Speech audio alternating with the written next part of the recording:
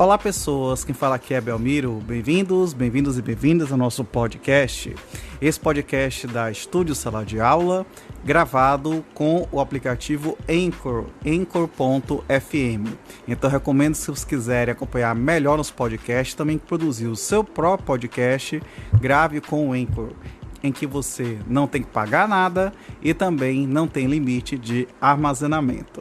Então, sem mais delongas, vamos então para o nosso episódio.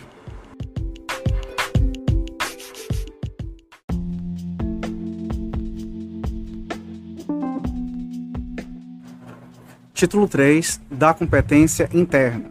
Capítulo 1 da competência, seção 1, disposições gerais. Artigo 42. As causas cíveis serão processadas e decididas pelo juiz nos limites da sua competência, ressalvadas as partes o direito de instituir juiz arbitral na forma da lei.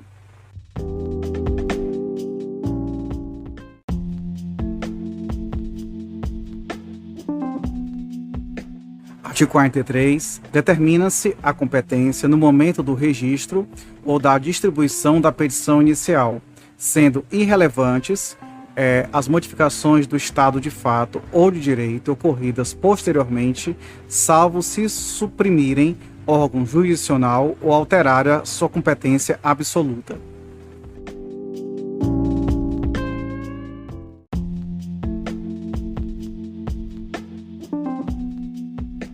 Artigo 44.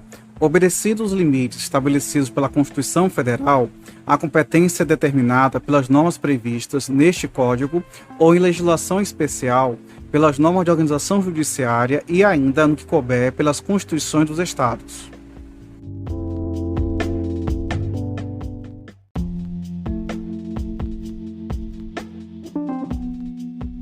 Artigo 45. Tramitando o processo perante outro juízo, os autos serão remetidos ao juízo federal competente, se nele intervier a União, suas empresas públicas, entidades autárquicas e fundações, ou Conselho de Fiscalização e Atividade Profissional, na qualidade de parte ou de terceiro interveniente, exceto as ações. Inciso 1. De recuperação judicial, falência, insolvência civil e acidente de trabalho. Inciso 2. Sujeitas à Justiça Eleitoral e à Justiça do Trabalho. Parágrafo 1º. Os autos não serão remetidos se houver pedido cuja apreciação seja de competência do juízo perante o qual foi proposta a ação. Parágrafo 2º. Na hipótese do parágrafo 1º, o juiz, ao não admitir a acumulação de pedidos em razão da incompetência para apreciar qualquer deles, não examinará o mérito daquele em que existe interesse da União, de suas entidades autárquicas ou de suas empresas públicas. Parágrafo 3º. O juízo federal restituirá os autos ao juízo estadual sem suscitar conflito se o ente federal cuja presença ensejou a remessa for excluído do processo.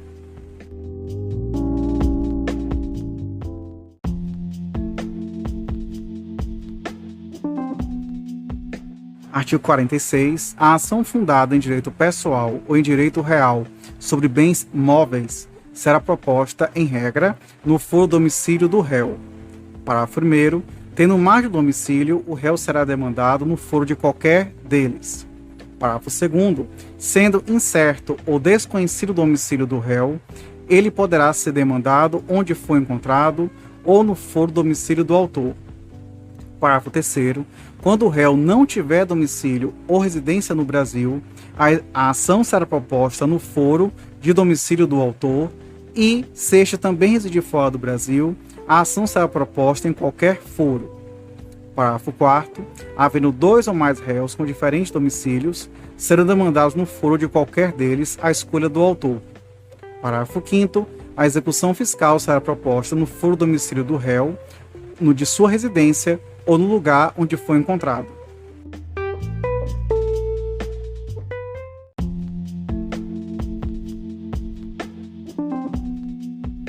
Artigo 47. Para as ações fundadas em direito real sobre imóveis, é competente o foro de situação da coisa. Parágrafo 1º.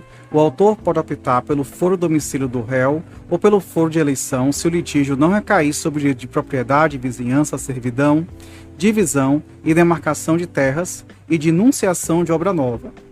Parágrafo 2º. A ação possessória imobiliária será proposta no foro da situação da coisa, cujo juízo tem competência absoluta.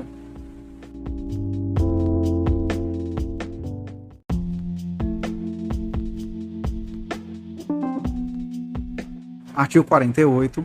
O foro domicílio do autor da herança no Brasil é o competente para o inventário, a partilha, a arrecadação, o cumprimento de disposições de última vontade, a impugnação ou anulação de partilha extrajudicial e para todas as ações em que o espólio for réu, ainda que o óbito tenha ocorrido no estrangeiro.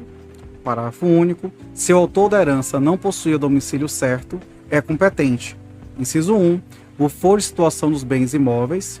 Inciso 2. Havendo bens imóveis em foros diferentes em qualquer um deles. Inciso 3. Não havendo bens imóveis, o foro do local de qualquer dos bens do espólio.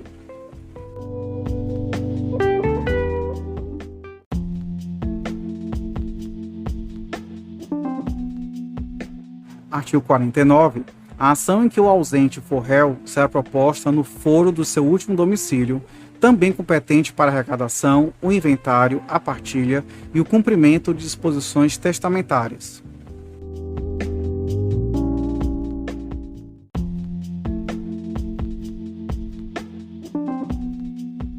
Artigo 50. A ação em que o incapaz for réu será proposta no foro do domicílio do seu representante ou assistente.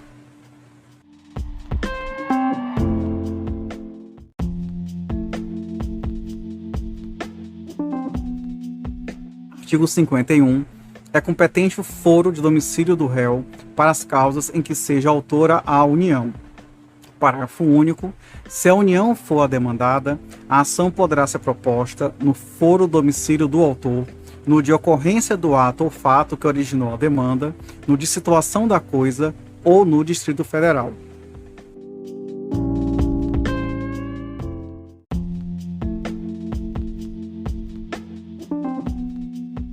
Artigo 52. É competente o foro de domicílio do réu para as causas em que seja autor Estado ou o Distrito Federal.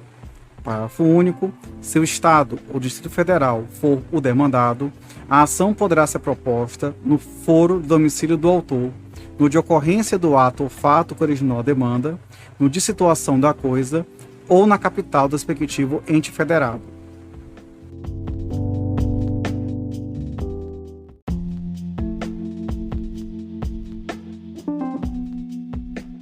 Artigo 53. É competente o foro, inciso 1, para ação de divórcio, separação, anulação de casamento e reconhecimento ou dissolução de união estável, a linha A, de domicílio do guardião de filho incapaz, a linha B, do último domicílio do casal, caso não haja filho incapaz, a linha C, de domicílio do réu, se nenhuma das partes residir no antigo domicílio do casal, a linha D, de domicílio da vítima de violência doméstica e familiar, nos termos da Lei Maria da Penha.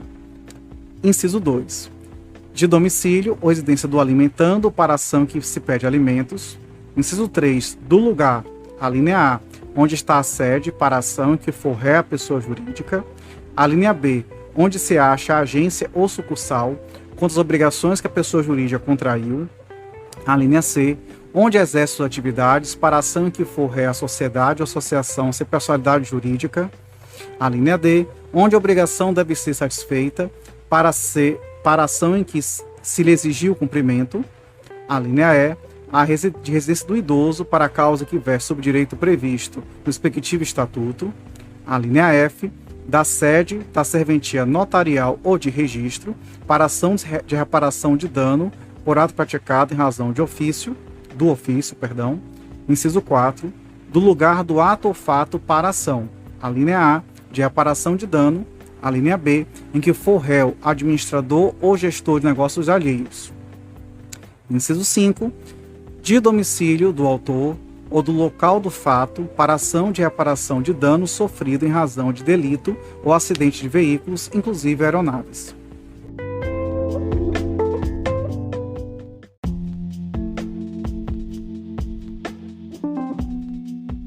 Seção 2, da modificação da competência, artigo 54.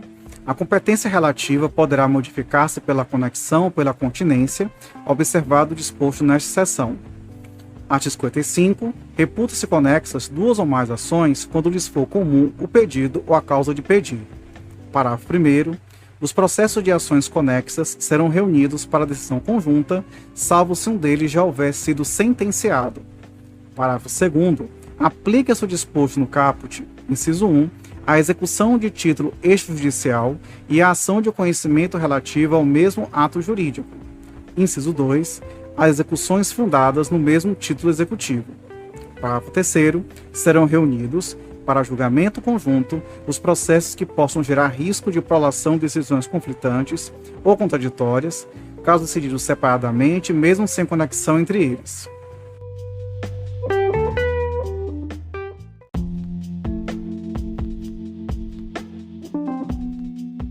Artigo 56. Dá-se continência entre duas ou mais ações quando houver identidade quanto às partes e a causa de pedir, mas o pedido de uma, por ser mais amplo, abrange dos das demais.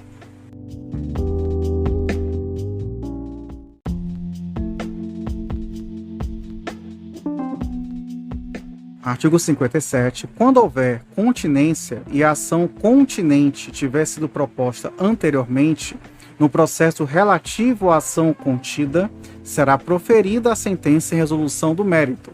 Caso contrário, as ações serão necessariamente reunidas.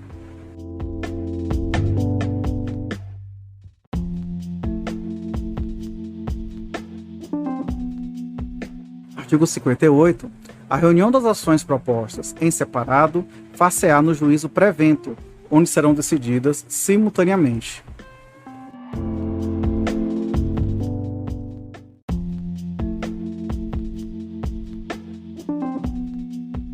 Artigo 59. O registro ou a distribuição da petição inicial torna prevento o juízo.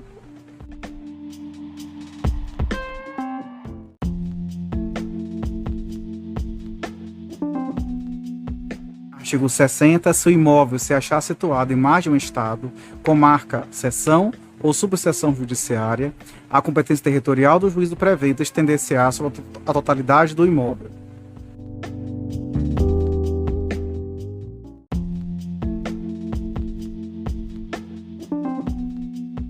Artigo 61. A ação acessória será proposta no juízo competente para a ação principal.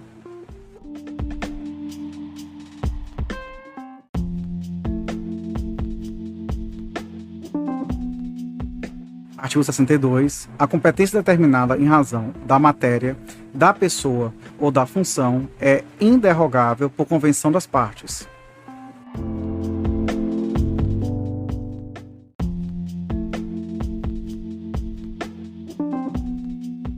Artigo 63. As partes podem modificar a competência em razão do valor e do território, elegendo o foro onde será proposta ação oriunda de direitos e obrigações. Parágrafo 1º. A eleição de foro só produz efeito quando constar de instrumento escrito e aludir expressamente a determinado negócio jurídico. Parágrafo 2º. O foro contratual obriga os herdeiros e sucessores das partes. Parágrafo 3º.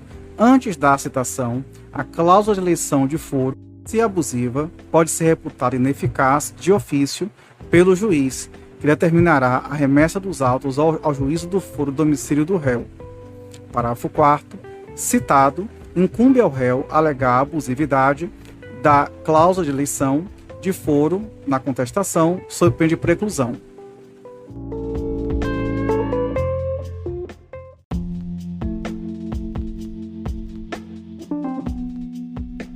Seção 3 da incompetência. Artigo 64. A incompetência absoluta ou relativa será alegada como questão preliminar de contestação.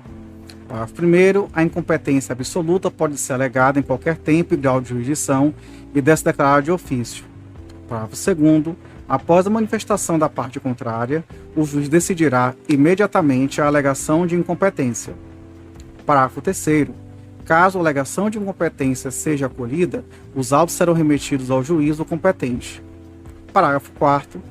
Salvo decisão judicial em sentido contrário, conservar-se-ão os efeitos da decisão proferida pelo juízo incompetente até que outra seja proferida, se for o caso, pelo juízo competente.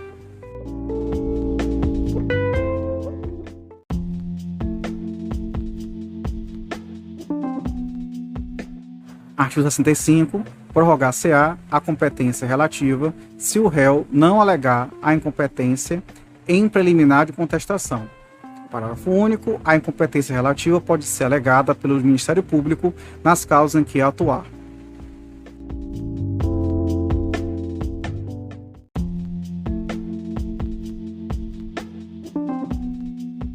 Artigo 66. Há conflito de competência quando: inciso 1, dois ou mais juízes se declaram competentes. Inciso 2, dois ou mais juízes se consideram incompetentes, atribuindo um ao outro a competência. Inciso 3, entre dois ou mais juízes surge a controvérsia acerca da reunião ou separação de processos. Parágrafo único. O juiz que não acolher a competência declinada deverá suscitar o conflito, salvo se a atribuir a outro juízo.